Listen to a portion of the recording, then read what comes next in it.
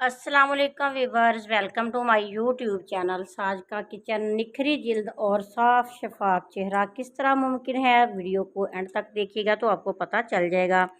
तो मेरे पास कुछ किचन में खाने वाली चीज़ें हैं। आप सोच रहे होंगे कुछ खाने के लिए बनाने लगे हैं। नहीं, हम बनाएंगे एक अच्छी सी प्यारी सी रेमेडी, वो भी आसान तरीके से। 2 चम्मच हमने बेसन के लेने हैं और 2 चुटकी इसमें हल्दी डाल देनी है।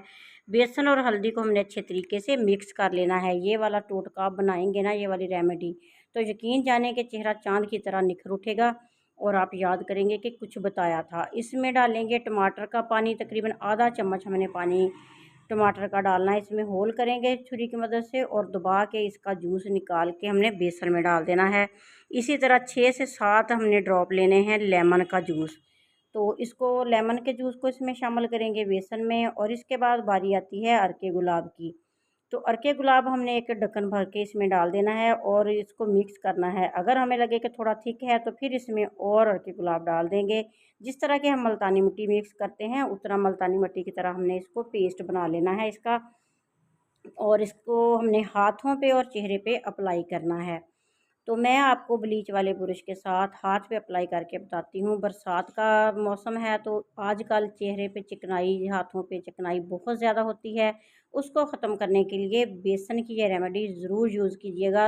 ये बहुत ही अच्छी और लाजवाब है। तो इसके टमाटर के बीज जो है इनको निकाल दें और 5 मिनट इसी तरह बेसन हाथ पे लगा रहने दें।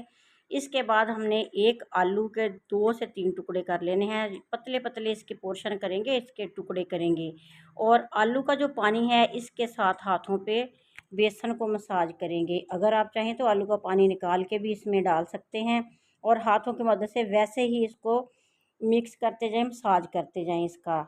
तो छुरी की मदद से आलू पे कट लगाएंगे, इसका पानी और निकल आएगा। फिर इसी तरह इसको हाथ पे, चेहरे पे अप्लाई करते जाएंगे। तकरीबन 15 मिनट तक हमने मसाज करना है और इसके बाद ठंडे पानी के साथ हाथ और चेहरा धोना है। तो ये देखिएगा कि एक दफ़ा लगाने से ही आपको वाज़े फ़र्क महसूस हो जाएगा। अगर आपके पास टाइम है तो आप रोज़ाना भी ये वाली रेमेडी यूज़ कर सकते हैं। नहीं तो हफ्ते में 3 से 4 दफ़ा तो आपने ये वाली रेमेडीज़ इस्तेमाल करके देखनी है। तो बाद में बताइएगा कमेंट बॉक्स में कि किस तरह से ये चेहरे को निखारती है, हाथों को निखारती है। तो बग़ैर क्रीम के, बग़ैर महंगी क्रीमों के आप घर में आसानी के साथ ये वाली रेमेडी इस्तेमाल करके हाथों की जिल्द को निखार सकते हैं, चेहरे की जिल्द को निखार सकते हैं। वीडियो अच्छी लगे तो लाइक कीजिएगा। अल्लाह हाफिज़।